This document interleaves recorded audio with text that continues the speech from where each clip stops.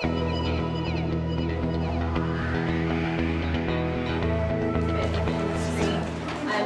good afternoon, everybody. Thank you so much for being here.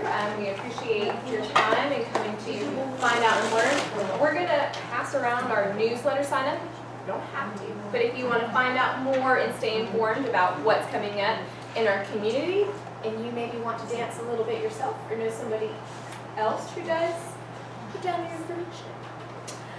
But we are the Carolina Dance Collaborative. My name is Allison Amato again. I am the Director of Education and Development. I was previously in Columbia teaching in the Richland School Districts there, and prior to that studying dance in London. Kelsey and I met at USC, where we both received our dance education degrees there, and you may see her face as a familiar face because she was with the Carolina Ballet Theater beforehand doing their education outreach. But we are here today to kind of let you in on what exactly we are doing and then how that applies to the people that you specifically work with, because we work with more than just people with disabilities, but this is one of our areas of focus. So, we, the Carolina Dance Collaborative, are a mobile dance outreach company, which means we don't have a space of our own. We do not want a space. We are driven by community partnerships, which means we want to connect with people, organizations, places, to make a partnership, to find a place, and then to deliver dance to a group of people that want to dance, need to dance, you name it, we hopefully do it. And we want to kind of engage everybody we possibly can with dance education. So what's really important to us is what we believe is that everybody can dance, regardless of age, ability, race, religion. If they want to dance, they should have the opportunity to dance, and that is what we are striving to provide. So this wonderful, lovely girl on the screen is a girl, Kara. She was part of our Land of Sweets camp based off the Nutcracker this summer.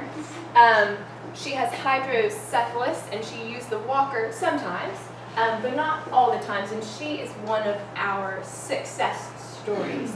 She grew immensely, actually, just in a week of being with us, in her bodily confidence. We give her what we like to call adaptations, or adaptations to everybody in the room. If you need to hold onto the wall, try and balance holding onto the wall. And she just took off, doing whatever she figured out she could do. Oh, I can do this while everybody else is doing that. It was marvelous to see how she took what we were initially giving her as adaptations, and she went with it and rolled with it. And she got stronger as she went on. We're going to do a quick little bit of moving at this moment, just to show you what we kind of do with different adaptations that we do. Don't worry, I'm not going to ask you to move out of your seat. It's not dancing, it's moving, okay? You're simply going to take your right hand. I will use my left hand. And you are going to swish, swish, rebound, and up. Yes, let's try it again one more time. We go. Swish, swish, rebound, and up. That is with your arm, right? Simple movements. Now, I can't see all of your feet, but you can also do the same thing with your feet. You can go, I'm going to hold on to the table. Yes, I dance, but it doesn't mean I have good balance. You can go do the exact same thing. Swish, swish, down and up. Try it with me. It's good for your ankles, yeah? So we go, swish, swish, down and up. So if someone was not able to, or if they were sitting in a wheelchair and unable to move their arms, we could say, try doing this with your arms, or try doing it with your foot.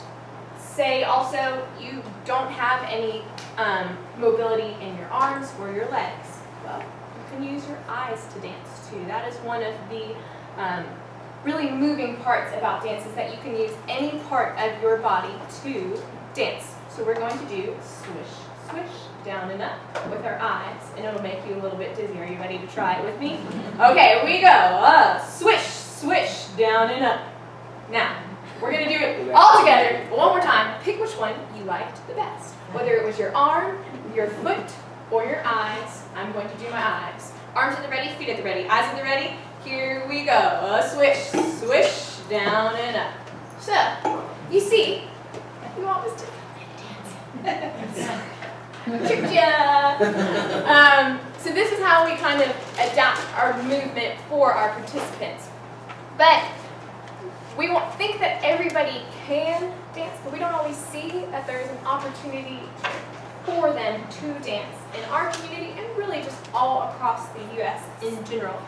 So we see that it's not really accessible or even available for them. So this is what we are here to do. We want to show people that they can dance and that they're capable of doing it well too. That's individual to who they are.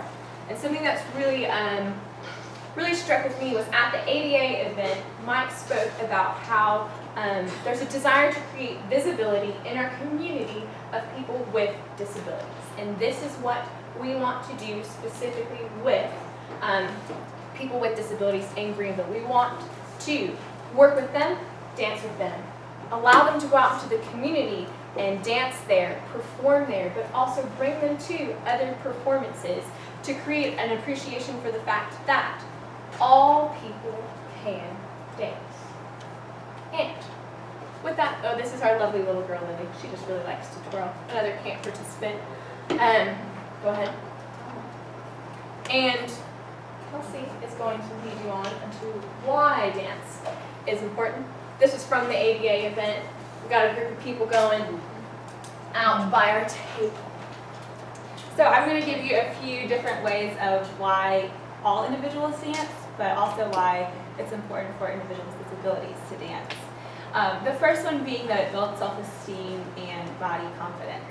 We have seen numerous amount of students, even adults, come and be very intimidated, be very cautious about their movements, and after working for quite a few weeks together, we put them on the stage and they're expressive, they're excited to be up there, and they're proud of themselves. And so dance is a way to really engage both sides of the brain, and it's really wonderful for our individuals with disabilities because it helps them in other activities that don't allow them to use that. Experiential learning is something that we incorporate with our school programs and also with our individuals with disabilities. It's a way to connect things that they may be learning in the real world to movement. So for example, if they're going over in school how to build a bridge, how can we build a bridge with our bodies? Or if they're talking about the life cycle of a plant, how can we as individuals create that life cycle of a plant through our bodies? And so that's something that just provides a kinesthetic approach to learning that other children may not have the opportunity to do so. Self-expression. This is really important as individuals with disabilities can't always express themselves if they're nonverbal. This allows them to do so with their bodies by thinking about how they're feeling and provoking those thoughts and ideas through their bodies. So we might ask them to to fall sadly or to jump with excitement, and that kind of shows how we could create that self-expression in what we're doing. Social emotional learning. This is really important for all of our classes because we want to provide a place for individuals to connect, not just visually but also physically.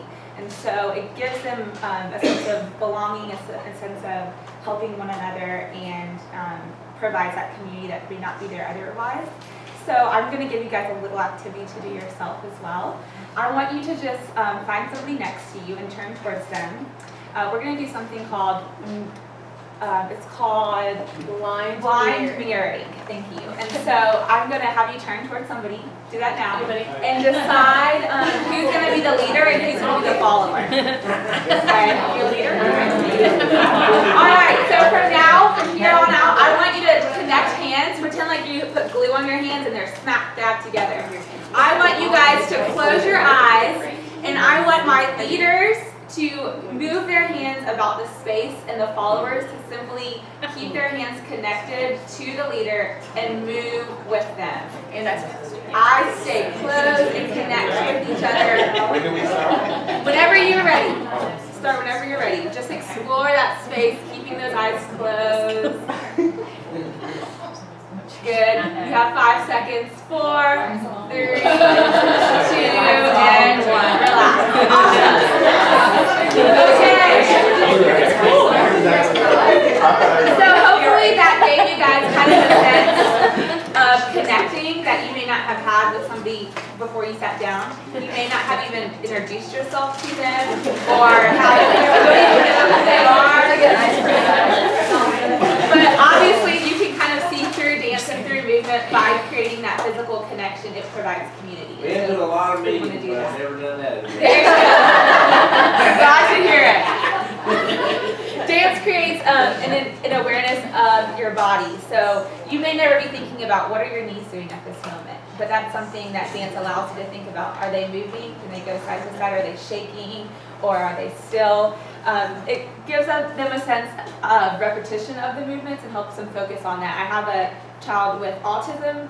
We do the itsy bitsy spider, and instead of going down the water spout, he just likes to shake his hands. And so by having that increase of body awareness, he can focus on the fine motor skills of just moving the fingers rather than the wrist. And so we kind of focus on some of those things with our individuals.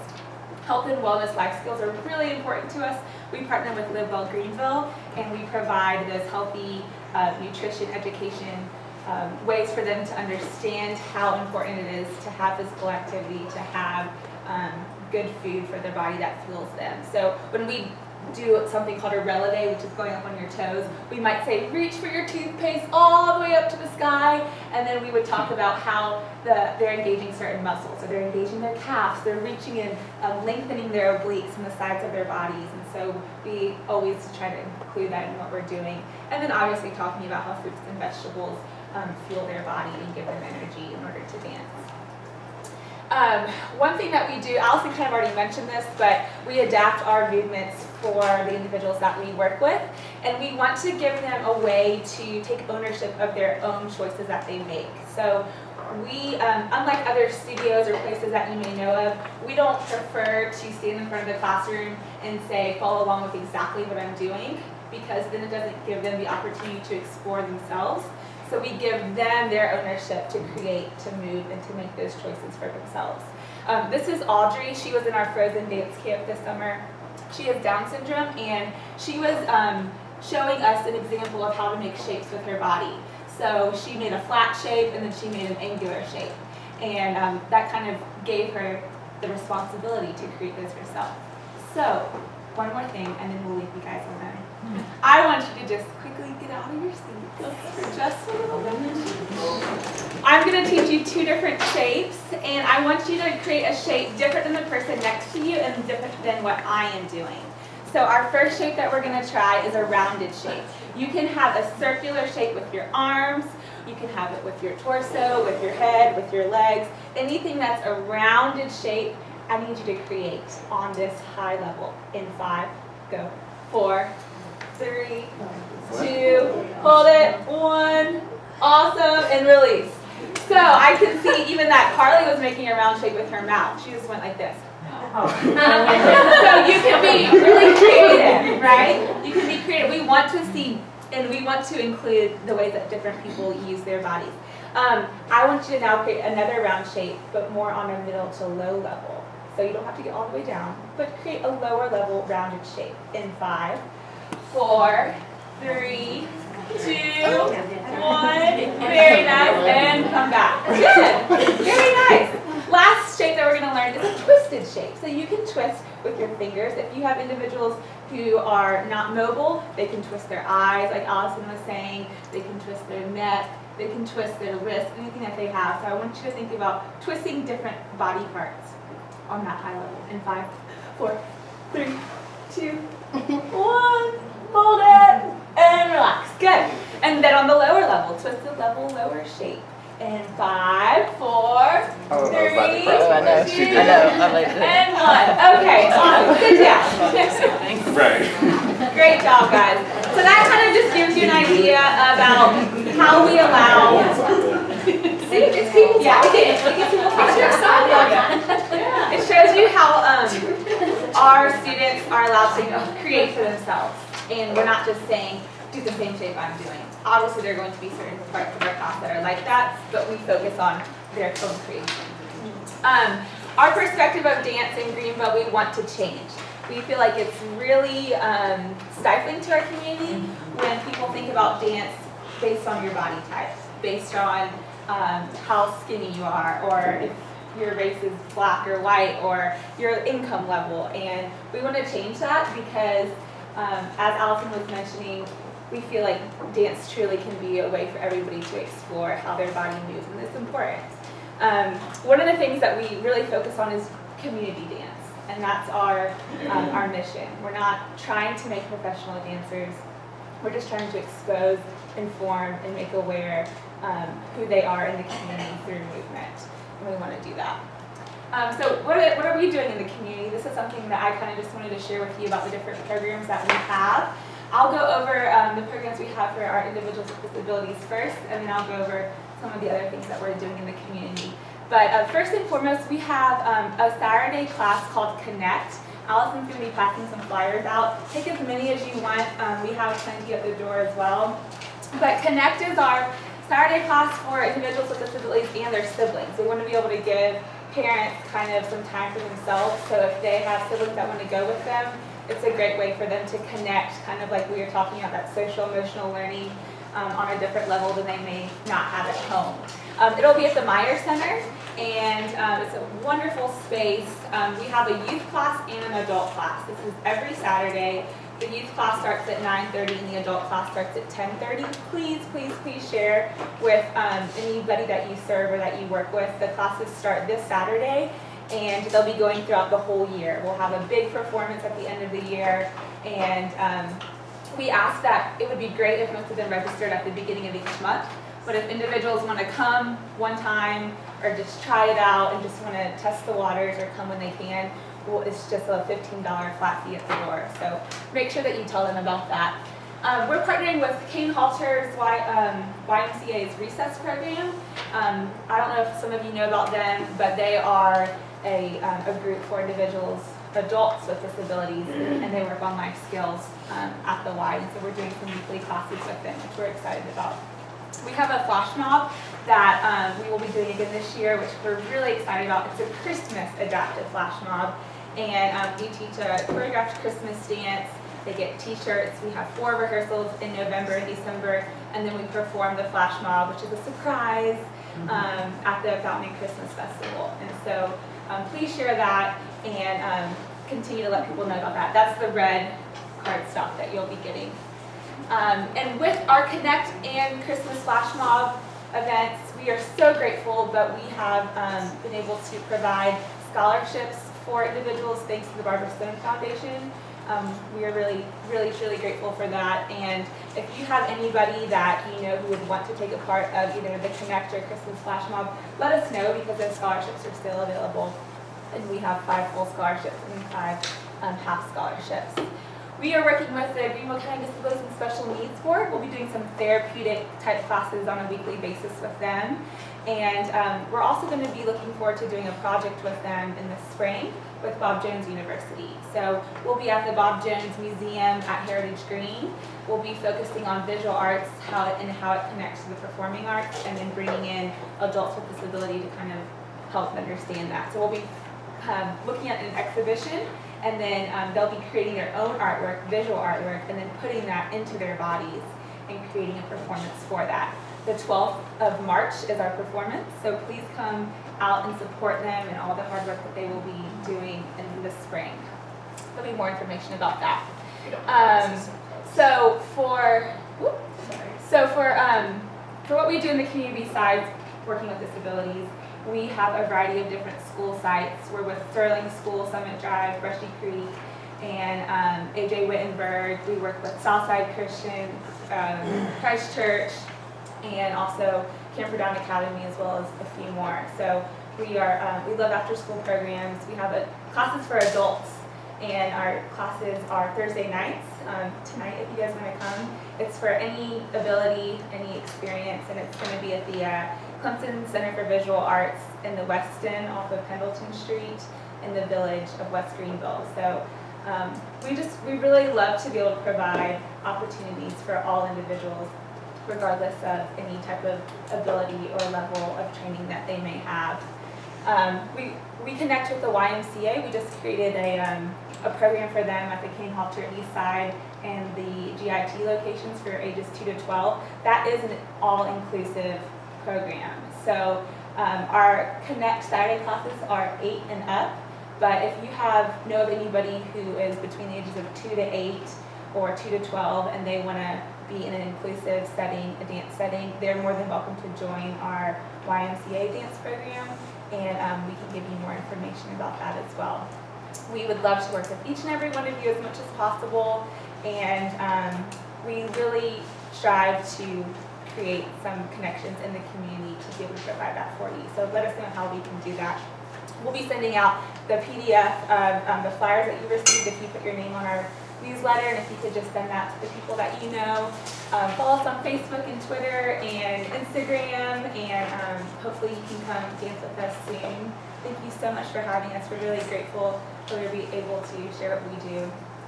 Are there any questions at all before we finish today? Thanks for dancing with us. Yes, thank you. We enjoyed it.